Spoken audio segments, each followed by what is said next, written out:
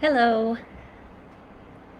this is Dr. Kathy Marshak, and I'm sorry about the sun glare. I'm fortunately, um,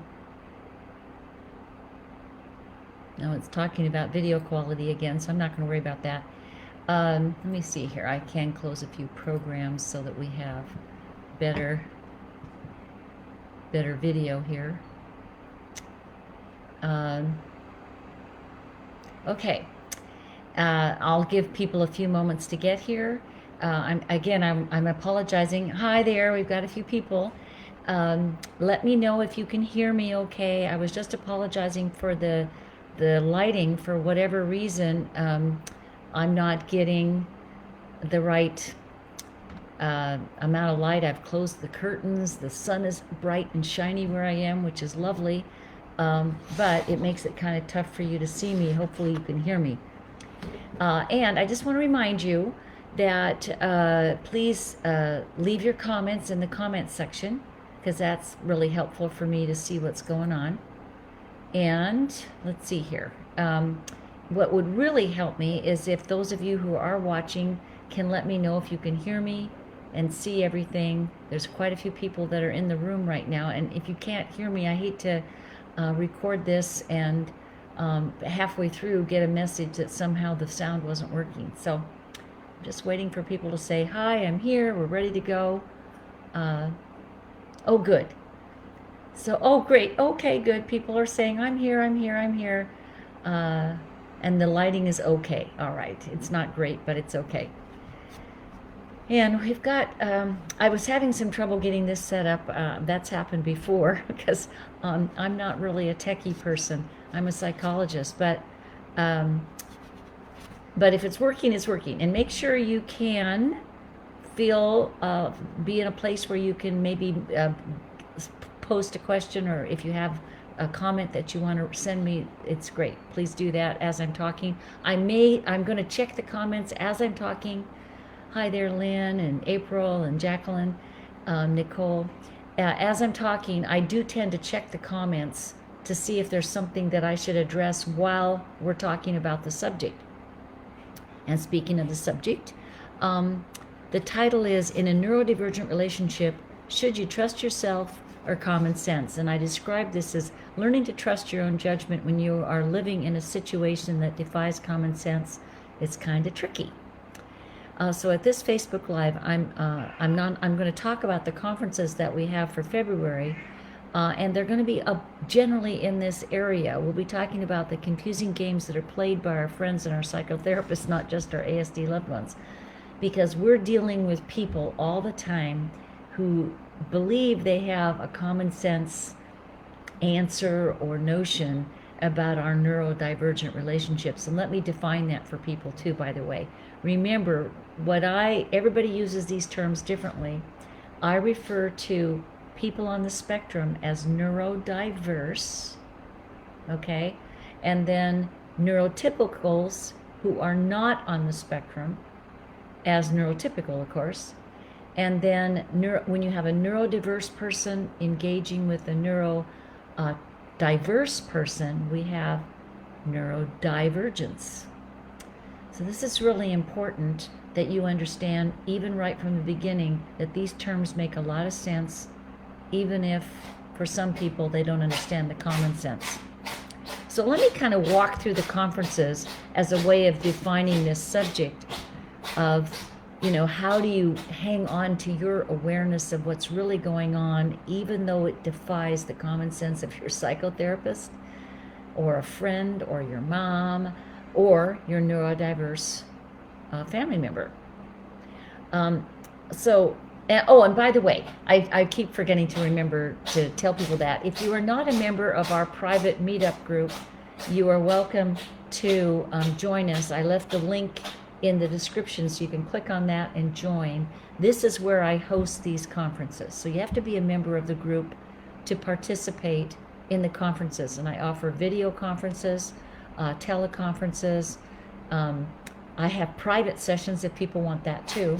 And There's a lot of ways to participate in this group besides the conferences too. So for some people that the time zone is difficult, because I come from the Pacific time zone, we do have a couple of 3 local time zone for you groups. We have one in the UK, one on the east coast of the United States, and a fairly new one in New Zealand. And so people in Australia, New Zealand, and Singapore, and that time zone can join. And those are free to members. The message boards are free. The online discussions, we have, you can certainly read my blog posts. We get a monthly, we have a newsletter twice a month. And then of course these Facebook Lives are all ways that you can participate in this community. Oh, Marie says, what's the banging noise? Do you hear it now? Because if you don't, my cat was sneezing. She's sick, so it might be that, or it could be a chime that I have outside, but I think it was the cat making kind of this crazy noise in the background. And I'm sorry about that. She has stopped sneezing, so hopefully we won't have any more interruptions. Okay, so let me tell you what the conferences are about and why it's important that you participate with others who get this, because when you're explaining to people who aren't in neurodivergent relationships, they say nutty things like, well, all marriages are difficult, or all men think that way, or just be a little more empathic and I'm sure it will work, whatever. And that does not work. And I'll tell you why. This video conference is Games, Aspie's Play. And and we're going to hold that on February 1st, February 3rd. I try to offer each topic more than once during the month and at a different time so we can get together people from different time zones. Video conferences. Hi Barb, you made it. That's great. Video conferences I try to limit to a small group of people so that we can each talk to each other as opposed to just listen to me go on and on. And I try to answer questions at the video conference, but also your peers give you tips and support that you didn't realize was possible with a kind of support group.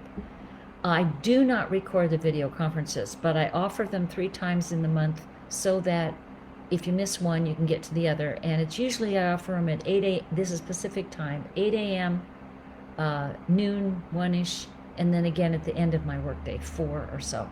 So that usually makes it possible for most everybody to get there, unless you live in South Africa, and then you have to get up early in the morning and things like that. But hopefully you can join Julie in the Kiwi group.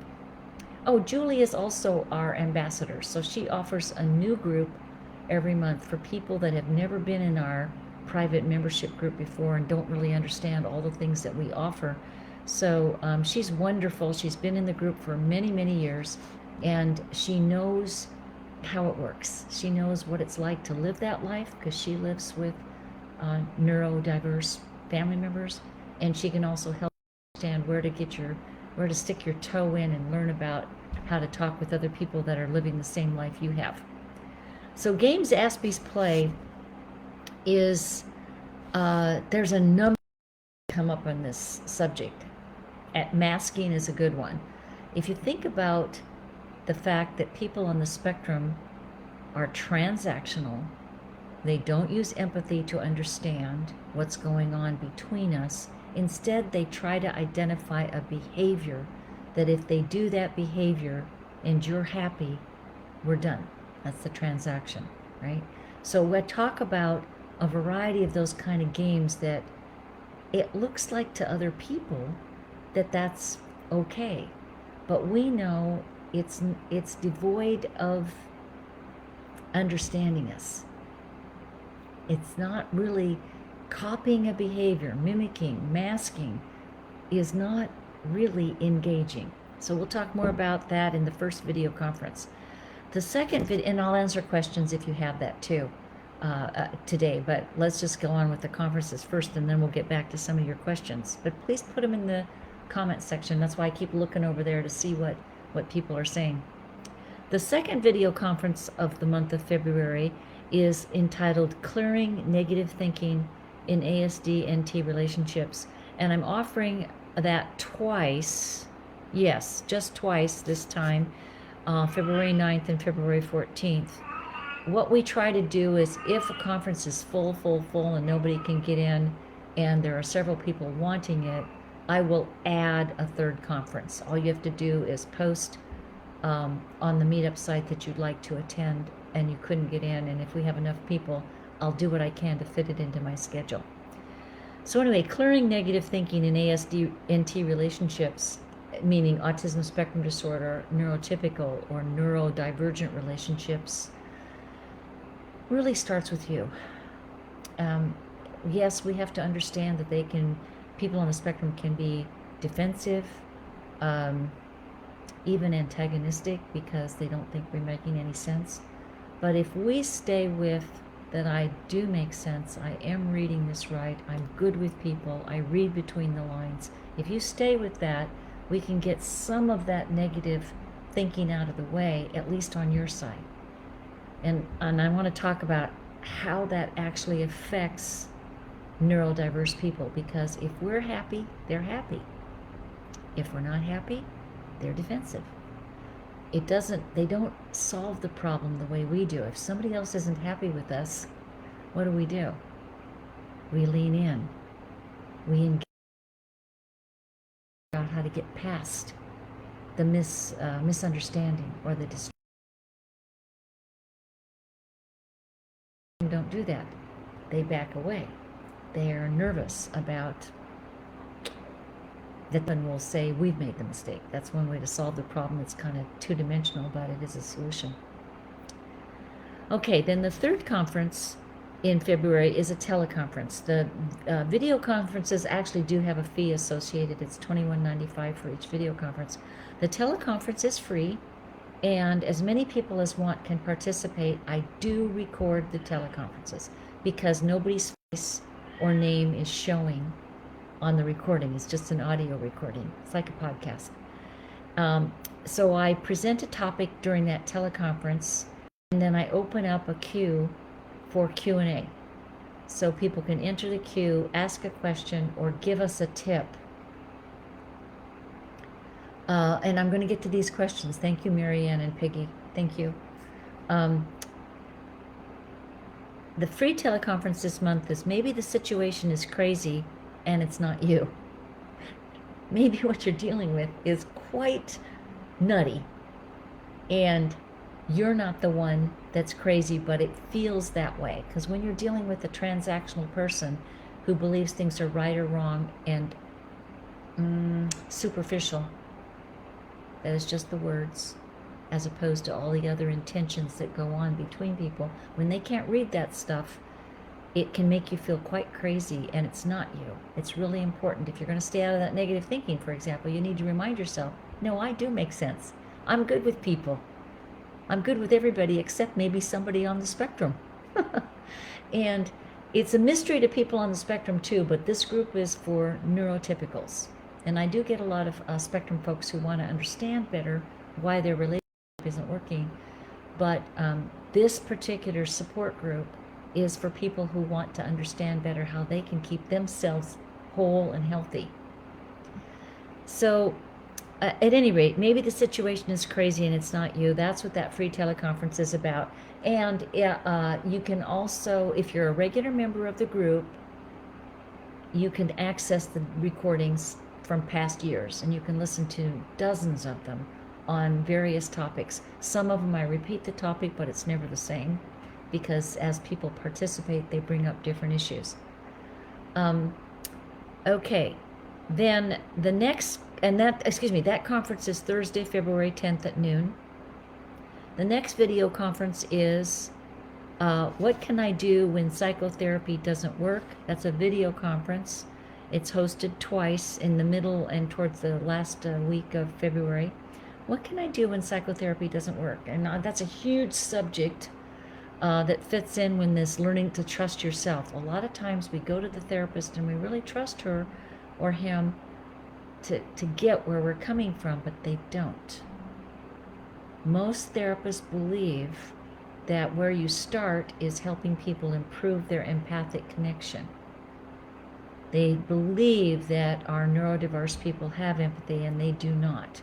They may be kind, they may be caring and compassionate, and want to do the right thing, but they don't read between the lines. So what ends up happening is that psychotherapy, traditional therapy, doesn't work because they need a different approach. They need to use a different approach for someone who's neurodiverse. That tends to be more of a coaching model. And for the neurotypical, it's coming to trust yourself more, to realize that I do make sense, and I need to trust that, and assert that, and have my boundaries be clear.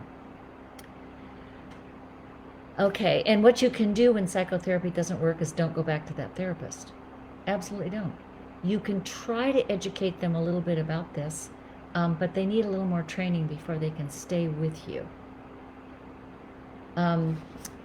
These are great questions that are popping up. Thank you. I'm noticing them, and I will get back.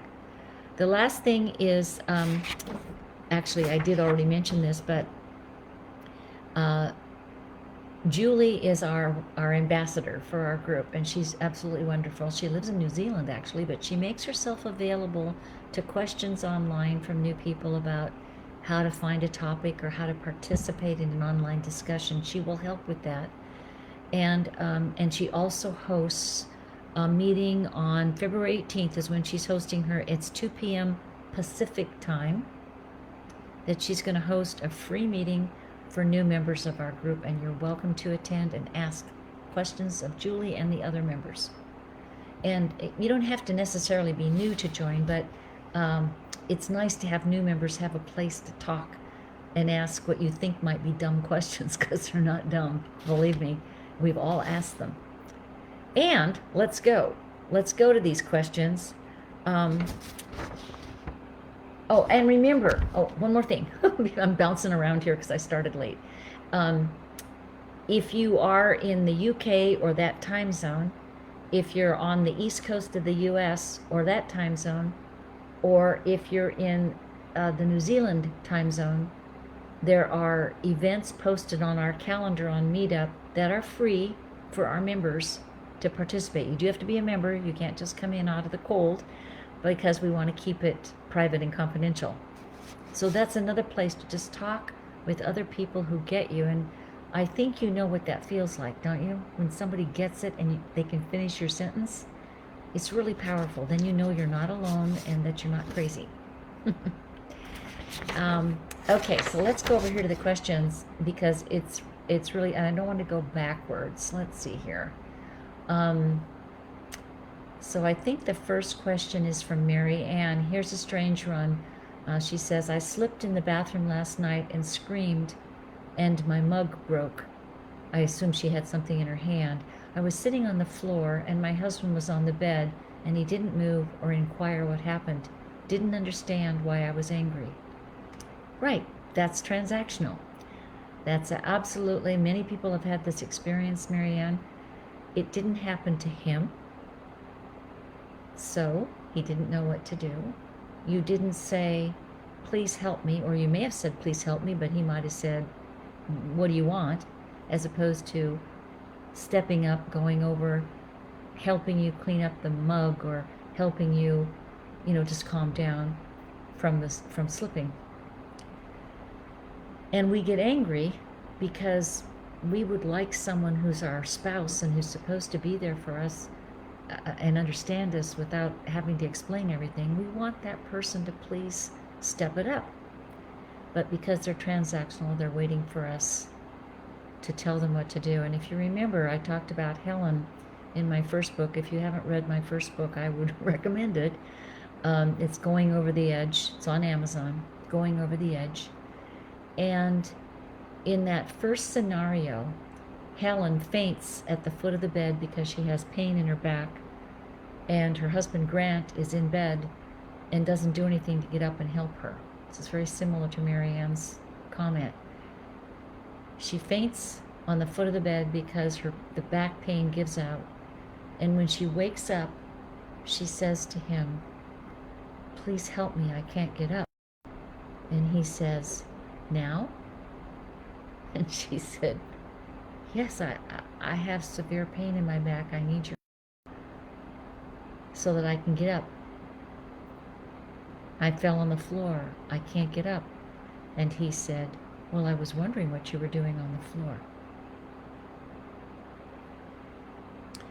So these experiences we have all the time, and they make us crazy because we think, gosh, I would have been up in a flash.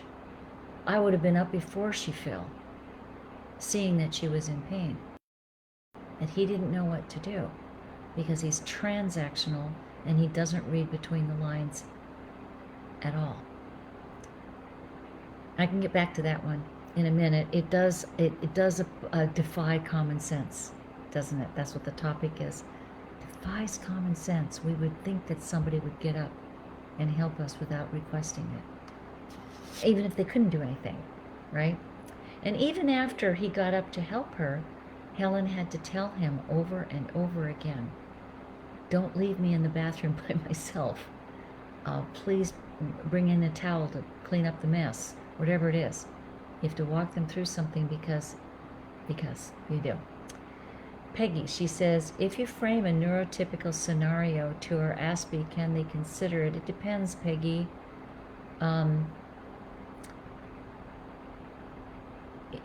It depends. When I walk through the Helen incident with my neurodiverse people, many of them will say, oh, I would never do that. I would never leave Marianne in the bathroom with the broken mug slipping on the floor. I would never do that. And the neurotypical is sitting right there, and he or she usually says something like, yes, you have done almost exactly that. So their perception is that they wouldn't do that because it would not be a kind thing to do. But in the moment, they're not sure what to do. And I've got many examples of that. So I'm not sure what you mean, but maybe you could give me another example, Peggy. If you frame a neurotypical scenario to our ASPE, can they consider it? Well, another way to answer her question is that what I say to my autistic clients is, please believe me or believe your neurotypical that they're upset or that they know what's going on and you don't know what's going on. You've got to believe it because they don't always understand does it make sense to you that they don't know what they don't know? Because Grant wasn't on the floor. He didn't understand why she was there.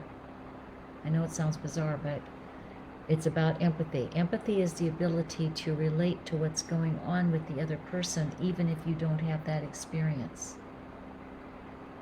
But if you're transactional, you're waiting for the words to make sense to you.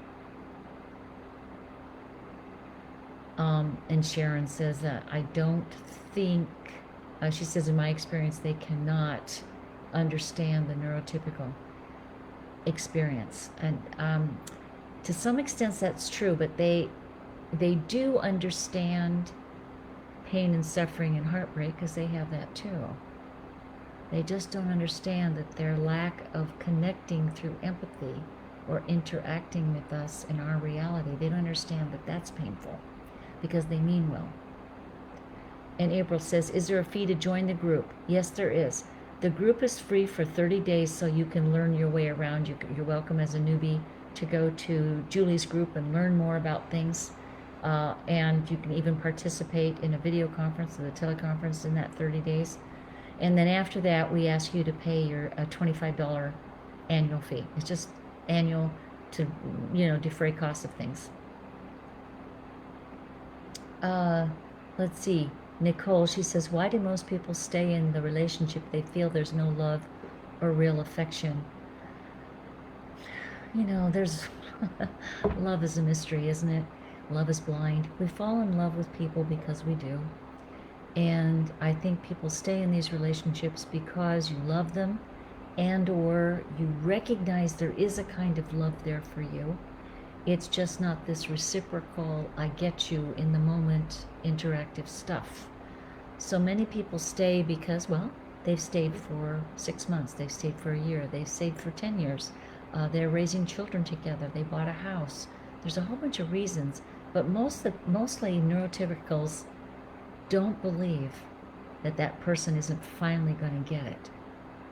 We just keep, because we're willing to do that, right? Neurotypicals are willing to continue to reach out, try again, give it another shot. We don't quit. We hang in there. It doesn't feel like real affection eventually because it feels as if we're dealing with somebody who's younger, maybe sort of childlike, and we really want them to get us by just a gesture. And that's probably not going to happen. That's why the title of my next book, which is not done yet, but it's called Empathy is More Than Words. Empathy is more than words. Empathy is being able to suss out contextual cues and know that this is what Kathy means, or this is what Nicole means. And they're not very good at that. They're waiting for you to explain what you mean. In fact, that's what my older daughter used to ask me. My older daughter's on the spectrum. She used to say, Mom, why don't people say what they mean? Why don't people say what they mean? So she was talking about neurotypicals. We imply things, and the other person goes, oh, yeah, I know what that's about. If they're wrong, if they say, yeah, my uncle had that same, it's the same situation with my uncle, and I said, oh, yeah, I wasn't really talking about that. And they go, oh, so if we get it wrong the first time, we don't get it wrong the second time because we pick up the next cue. So Marianne says, happens to me all the time. Yeah. Jacqueline, it is exhausting to have to give all the directions of what to do. Yep, it is exhausting. But it's exhausting because we don't expect them not to know it. So, so one day, by the way, my background is I'm a psychologist, but I didn't understand any of these things until I woke up one day and realized that my mother was on the spectrum, my spouse was on the spectrum, and we adopted a child on the spectrum. And being surrounded by people on the spectrum my entire life, it occurred to me that there was something going on here that I didn't understand. And as I started paying attention to it, I felt less crazy. I felt more like I did know things they don't know. And then starting our group, inviting other people living with this, what I found is that, okay, I'm right about this, I'm not wrong. They don't read between the lines, they don't have empathy, they might be kind and considerate and caring individuals. They may believe in justice, they may have a commitment to fight for something they believe in, but to read us in the moment feels like love to us. Love's a process, right? Love's a process, not a thing. And they think of love as a thing that they just have. So one day, I was going to tell you the story. One day I was feeling kind of needy with my my neurodiverse spouse, and I just hadn't heard anything that made it seem like he cared about me at all. And I just said, well, do you love me? Do you love me? And he didn't answer right away, so I thought, well, maybe he didn't hear me, and I asked again, do you love me? He finally turned around and he said, you're not the only woman I could have fallen in love with and married. And, I was a little surprised, and I thought, well, yeah, that's true. But if he had asked me, do you love me, I would have said, oh, I'm sorry, I haven't been paying attention lately. Of course I love you. I can get distracted by everything that's going on in my life and forget to be there for those who really I care about. But no, he said, well, you're not the only one I could have married. I went, well, I guess that's factually true. And I said, but, I just want to know if you love me. And then he said, you don't need a sycophant. And I thought, I think I know what that word means, but I wasn't sure. And you know how many people on the spectrum can use really archaic terms because they read a lot. Many of them do read a lot, and they learn those terms. A sycophant means somebody who just is trying to curry favor with you, or in modern parlance, a suck up. So I thought, I don't want to suck up. I want someone who loves me and who lets me know that, who affirms me. He didn't know how to answer that. That's autism. Let's see here.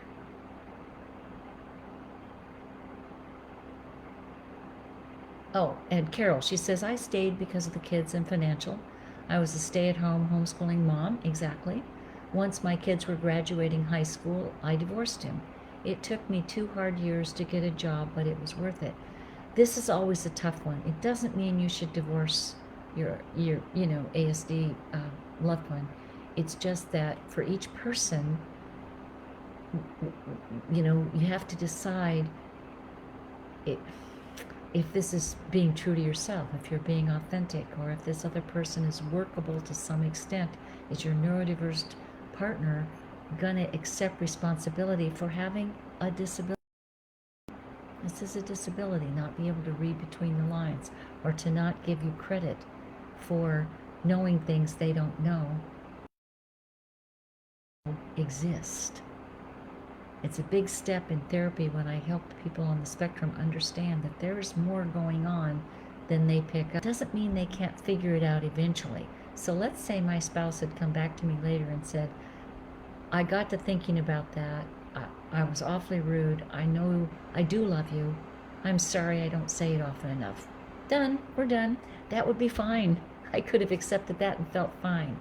So sometimes people on the spectrum can analyze it cognitively and come back later and make amends. But that's not the same as in the moment getting why you fainted on the floor and that you need some help. So let's say here, oh, Sharon, I'm trying to understand what you got it in 2 parts here. So many times I have framed situations for him and he just can't go there in his mind. If it's not his experience, he can't go there. Yeah. So you can break it down. That might be getting back to Peggy's notion of can you tell them a neurotypical thing. If you break it down into little tiny chunks, sometimes then that makes sense. So if you ask them to visualize walking over to me, and it's a crazy thing to say when you're in a crisis, you're lying on the floor with back pain. But let's take an easier example. You've got to get a kid to the soccer field, and he says, which field? And where is it? And all these dumb questions. You can say, okay, here's what I'd like you to do. There's a manual that that the coach gave to all the parents, and in the manual is a list of addresses of all the soccer fields, and there's a schedule in there. Do you think you can look through the manual, find the schedule, find the field, then give yourself 30 minutes of driving time to get our daughter to the soccer field on time? They might get that stuff.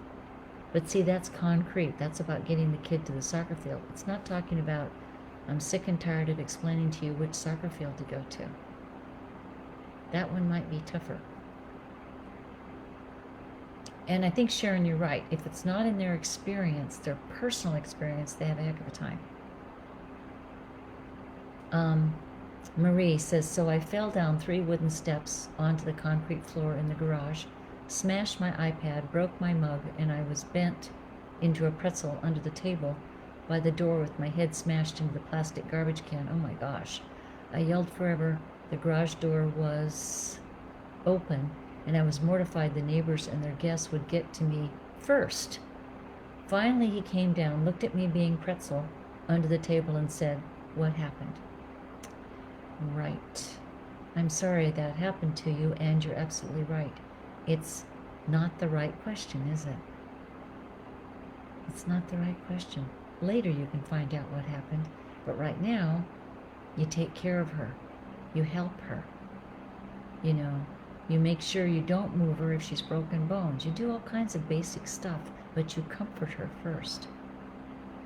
We would comfort first, worry about what happened later.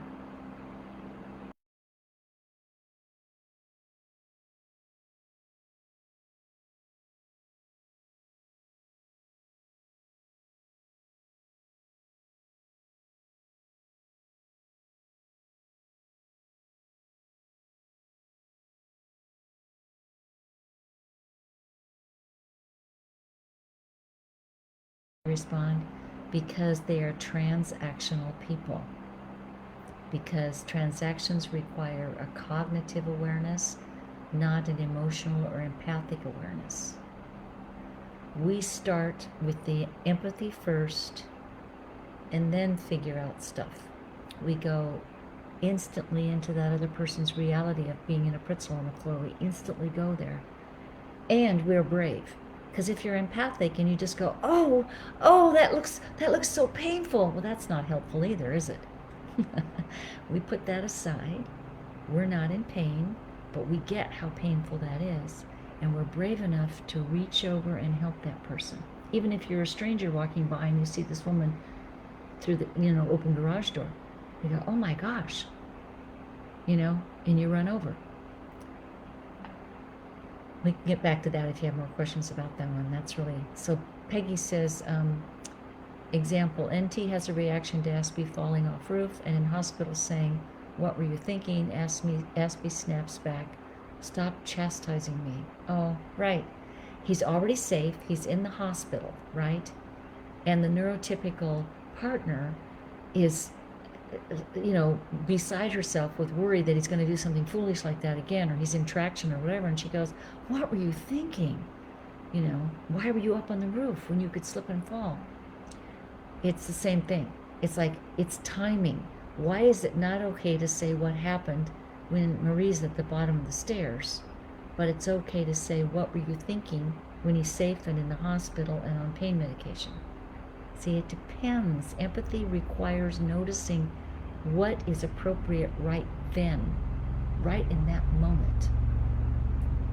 Can you imagine Marie at the bottom of the stairs and her spouse saying, well, what were you thinking trying to run down the stairs with all that stuff in your hands while she's crumpled up and hurting? It wouldn't be appropriate then. It might be appropriate later.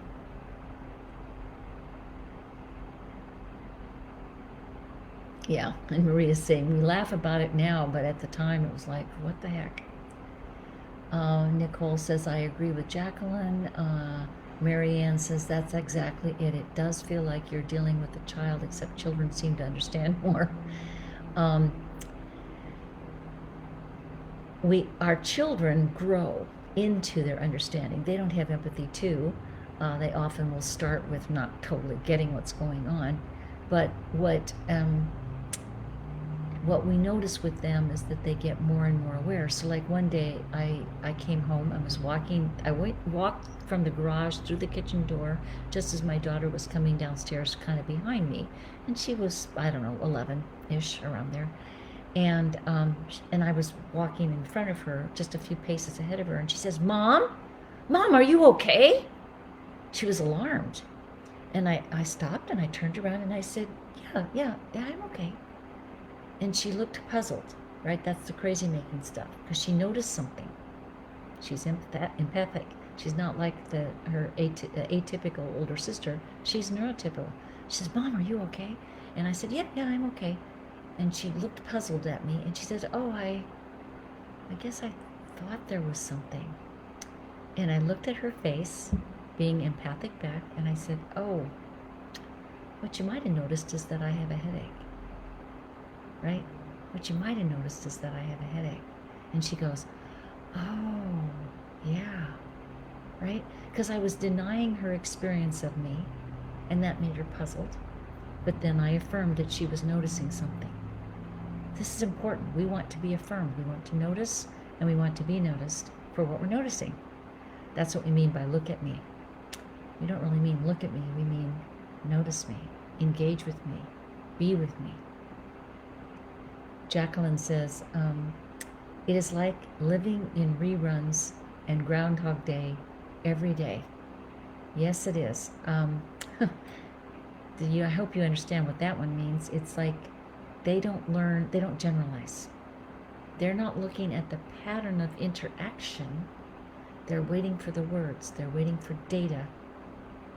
They're not waiting for the person to engage or to try to engage back into your world. So we are interactional, they are transactional. Write that down and we'll talk about that in group. Sharon, she says there can be affection, but not the emotional connection that we crave. Also, I stayed for many years because I was too depressed and numb to be able to even think about leaving, and we have 6 kids. The thought of single parenting scared scared me. Eventually, we lived apart for a while, and we are back together now, and with the help of Dr. Kathy and another neurodiversity aware therapist, we are getting to a place where it works. Right. I think this is important. What Sharon is saying is that when you don't get affirmed, when your spouse says you don't need a sycophant, when you're lying in a pretzel crumpled heap at the foot of the stairs and there's nobody there for you, what happens is we can sort of feel abused. We can get numb and shut down, and that's why this topic of common sense is really important. It's not common sense. It is common sense in our group that you're right about what's going on, and don't you forget it. But being discounted over and over again is a type of brainwashing. It's a type of denying your experience. So when my daughter said, "Oh, I thought there was something," if I'd said, "Well, there is nothing," and turned around and kept walking, she would have had an experience of disconnect with me. Right? And I didn't want her to have that. I said, "Oh, I do have a headache. You were noticing." Maybe my body was kind of tight as I was on my way to the bathroom to get aspirin, actually. So she was right.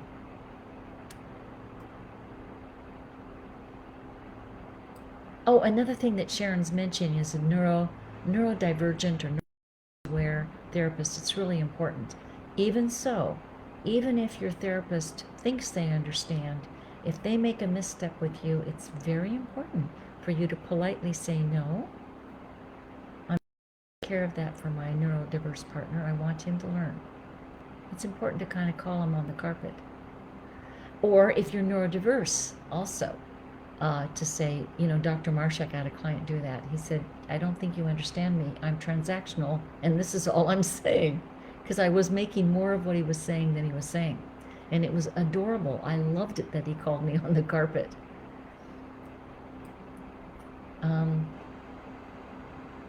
Well, Marie says she's got the end of the story down below, but Donna, Jamie, yes, I stay because most of the time he is a decent person and because of finances. He occasionally apologizes, but I know he will never be able to meet my emotional needs. Yeah, so that's another aspect of this, isn't it? It's learning to believe that there's another way to love somebody, that there's another way for me to be true to myself. It doesn't necessarily have to be the neurotypical way, but it doesn't feel very loving to be told you're a sycophant. It doesn't feel very loving to have to explain how to come over and help me off the garage floor. But if you can laugh about it later, if you can find a way, if your neurodiverse person goes and gets the coaching, they can learn to say things that approximate what we need to hear, and that effort on their part means a lot. It's the denial and defensiveness that makes it unworkable. Nancy says, whoops, I lost it here. My friend does not read or write very much. Is this common with autistic persons? I'm not sure what you mean, but yeah, it kind of depends. If somebody's willing to read, they actually do better. So I can refer the neurodiverse person to a number of books they can read on, like Peter Vermeulen's book, Autism as Context Blindness, and understanding the science behind their disability. And what that context is about is it's not that they're context blind exactly, except they don't know which pieces of the context they're supposed to pay attention to.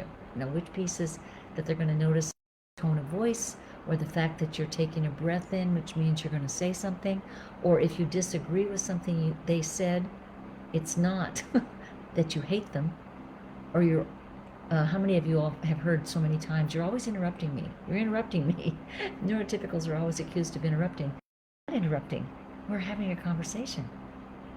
We're picking up. We're trying to join them in the conversation, not just sit there on our hands until they finish their soliloquy. So if they read, they can learn that there's something else going on, another type of energy between us that's important, okay? But if they don't read, it's tough. And also, if they don't like to, another method of communicating is emails. Text's kind of tough because we expect a response kind of quickly. But if we send them an email about what's going on with us, a lot of times they have a chance to read it through, think about it, and come up with another way to understand us. So let's see here. What's the time have we got here? Okay, I got to get going in a minute. Jackie says, Aspies seem to live in a state of denial and struggle to answer questions when asked. I find I have to keep asking questions to get an answer to a question, and it seems like you're being lied to or something is being hidden. Okay, I'm not going to read the whole thing, Jackie, but that's the transactional stuff. When we ask a question, what interactional people are doing when we ask a question, most of the time, is to open up a conversation. We just throw something out. For example, even Helen on the floor, when she says, Grant, I need your help, she didn't tell him what to do right away. She figured he would know what that meant. Help me. Get up and come over here. But she had to say, get out of bed, go get a towel, help me to the bathroom. She had to walk him through things. So when they're asking questions, they think a conversation is transactional. This is the answer, and they stop. Or they ask a question, and you're supposed to give an answer and not interrupt. That transactional stuff, it works if we're trying to get a transaction done. It doesn't work. So Marianne, let me read it up here. That's so true. My kids can just by a look on my face if I look worried or even just thinking about something, right? Oh, Amanda, that's really sweet. She says, hi, Ken. Well, you are the reason. I hope I helped. And it's not just, it is about recognizing these kind of differences and finding a way to bridge the gap. And I rely on the neurotypical to bridge the gap. We can understand Aspergian, which is a webinar I'm putting together. How to speak conversational Aspergian is a new webinar that I'm hoping I'll have out sometime this year. If we can learn to do that, then we can back off from the crazy making stuff. And then I've got to go here. I'm sorry, people. Dina, typical conversation with my Ash. I walked in as he was finishing watching a movie. Him to me, well, I've seen the movie. Me, didn't comment. Him, I've read the book 12 times. Me, 12 times. Why so much? I don't know. Anyway, yes, that gets back to them telling lies. A lot of times they think that's what we do. When we say, it's been a million conversations like that. We're exaggerating, it's hyperbole, but we're emphasizing that it's important, or it's been a lot. They say 12 times, which it might be they read the book 2 times. They don't know that there's more. Yeah, and the transactional stuff ends the conversation. Okay, let me remind you that I will answer questions. I will go in and I will comment. Oh my gosh, it says 20 new comments I haven't gotten to. I am so sorry. I will get to these, I promise. It's just that I do have to go. I have an appointment, but I will answer these questions, maybe not instantaneously, but in the next day or so, I'll get online and answer the questions for you. And I really urge you to please come to the Meetup group. Join the group. Click on the link above. I hope I put it in right. If I didn't, Google it on Meetup. You'll find me. And everything's online, so you don't have to be in the Pacific time zone. You can come anytime to these events. And I hope to see you. I hope you join our group, meet other people, know you're not alone, and that you make sense, but common sense may not be what you have to rely on anymore. And I appreciate very much that you're putting up the comments, because they're not just for me. They're for everybody else who reads your comment and says, oh my gosh, that happened to me too. Because you'll see that up here. Lots of people are saying, oh yeah, I get it. Thank you all very much. I really appreciate you, and I appreciate you for joining me today. Take care.